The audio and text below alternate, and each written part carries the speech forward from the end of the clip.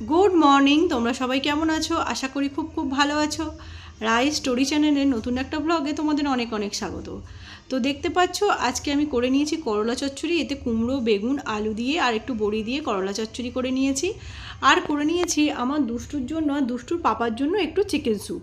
তো দুষ্টু আর দুষ্টুর পাপা chicken soup খেতে ভালোবাসে। দুষ্টুর করলে দুষ্টুর পাপা বলে যে আমার জন্য একটু করেছো কি? তো এটা হচ্ছে দুষ্টুর পাপার। দুষ্টুর পাপাকে লেগ পিসের দিকটা দিয়েছি আর দুষ্টুকে কিছু কুচো কুচো মাংস দিয়েছি। তো এটা দিয়ে দুষ্টুকে আজকে ভাত খাইয়ে দেবো। আর আমাদের হচ্ছে একটু চিকেন কষা। তো চিকেন কষার জন্য দেখতে পাচ্ছ আমি আলু আর পেঁপেগুলো ভেজে রেখে নিয়েছি। তো পেঁপেগুলো দিই, জানোই তো তোমরা যে বাবার সুগার, সেই কারণে বাবা তো আলু খায় না, তাই বাবা পেঁপেটা খায়। এই দেখো এখানে আমার চিকেনটা কষানো শুরু হয়ে গেছে।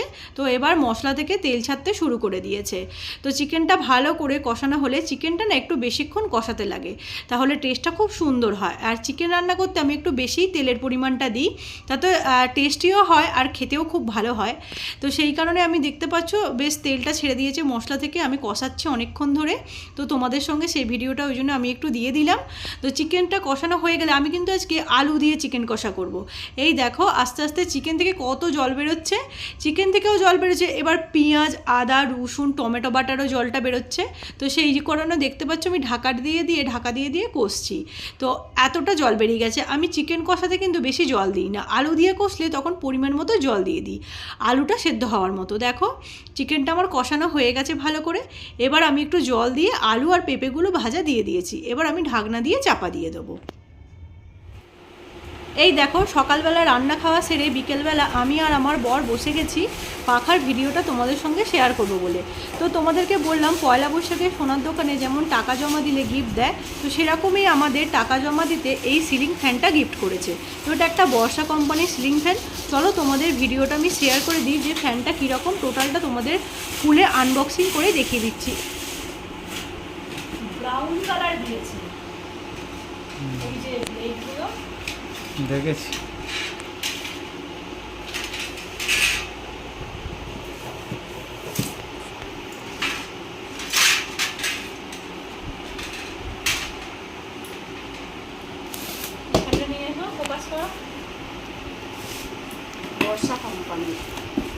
বর্ষা কোম্পানির পাখা দিয়েছে। এখানে এমআরপি রিটেল প্রাইস 2200 টাকা লেখা আছে। এটা কি আছে? Model active, power input 52 watt, speed 360, R PM smoky brown, 1200 millimetre sweep, voltage 220 থেকে 230, এয়ার ডেলিভারি 214 CMM। দেখতে পাচ্ছ? May 2024 manufacturing. এই যে বাজাজ অ্যাক্টিভ। এটা কি লিখেছে? Copper, 100% copper, 2 years warranty.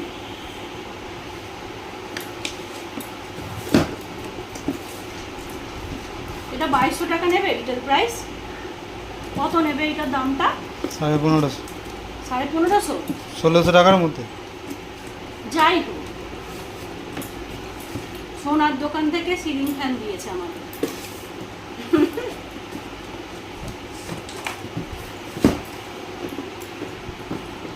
দেখো মুখ, হ্যাঁ দেখো, দূরে যেতে হবে।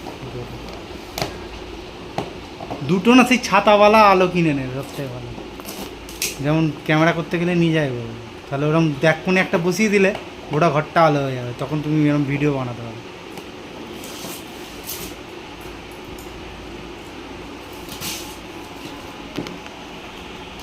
এবার এটা ফোকাস করো।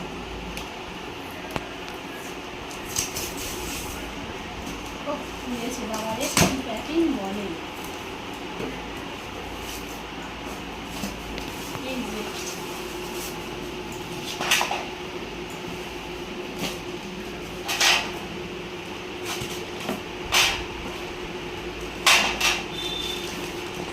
এই হচ্ছে পাখাটা।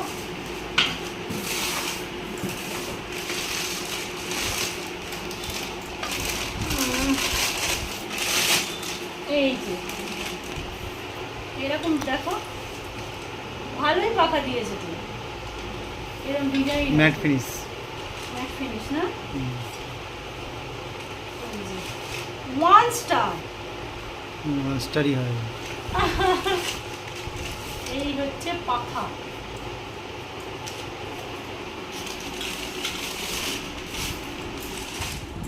তো তোমাদের সঙ্গে আমি আমাদের সিলিং ফ্যানের ভিডিওটা শেয়ার করে দিলাম, দেখিয়ে দিলাম। বর্ষা কোম্পানির সিলিং ফ্যান দিয়েছে। তো পয়লা বৈশাখে আমরা যে সোনার দোকানে সোনা বানাতে দিই, তো সেইখানে টাকা জমা দিয়েছিলাম। 40,000 টাকা জমা দেওয়াতে তো এই সিলিং ফ্যানটা আমাদের দিয়েছিল। তো আরও ছিল, স্টার্টিং ছিল হচ্ছে 1000 টাকা থেকে স্টার্ট। 1000 টাকা থেকে জমা দিলে আর কি নানা রকমের গিফট দেবে। যেমন 1000 টাকাতে ছিল স্টিলের একটা জিন্দাল কোম্পানির প্লেট, 2000 টাকাতে ছিল একটা স্টিলের কাঁশি জিন্দাল কোম্পানির। তো এইরকমভাবে ছিল 10,000 টাকায় ইলেকট্রিক কেটেল ছিল। তো এইভাবে গিফট ছিল। তো আমরা 40,000 টাকা জমা দিয়েছিলাম, তো সেই কারণে আমাদেরকে বর্ষা কোম্পানির এই সিলিং ফ্যানটা দিয়েছে। তো তোমরা জানোই যে পয়লা বৈশাখে টাকা জমা দেওয়ার 1 মাস পর গিফটটা দেয়। তো আগের সপ্তাহে রবিবার গিফটটা দিয়েছিল। তো আমি একদম ভিডিও করার টাইম পাইনি, কারণ একা হাতে তো ভিডিওটা করা যাবে না। তো সেই কারণে সময় হয়নি আমার বরের সময় হতে। তারপর ভিডিওটা করে তোমাদের সঙ্গে শেয়ার করলাম। বেশ ভালো ফ্যানটা দিয়েছে, দেখতে পেলে স্মোকি ব্রাউন কালারের সিলিং ফ্যান দিয়েছে।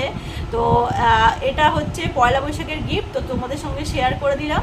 তো 40,000 টাকাটা যেটা আমরা জমা দিয়েছি সেটা তো 1 মাস পর কাটান করতে হয়। মানে এই যে গিফটটা দিল আগের রবিবার আর কি, গিফট আমি আনতে গিয়েছিলাম। তো জেঠু আমাকে বুধবার ফোন করেছিল গিফটটা আনতে যাওয়ার জন্য। আমি সময় পাইনি, আমি রবিবার ছুটি পেতে দুষ্টুর পাপা, তখন আমি গিফটটা আনতে গেছি। তো এবার আমরা ওই 40,000 টাকা দিয়ে কী করবো সেটা আমরা গিয়ে এবার অর্ডার দিয়ে আসতে পারবো। তো আমি গিয়ে অর্ডার দিয়ে এসেছি।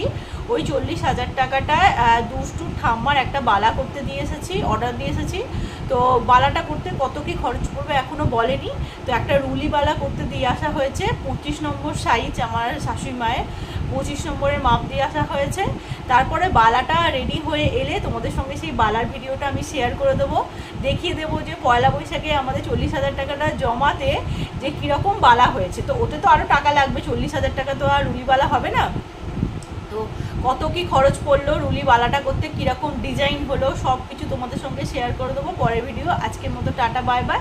নেক্সট ভিডিওতে তোমাদের সঙ্গে দেখা হবে। তোমরা সবাই ভালো থেকো, সুস্থ থেকো।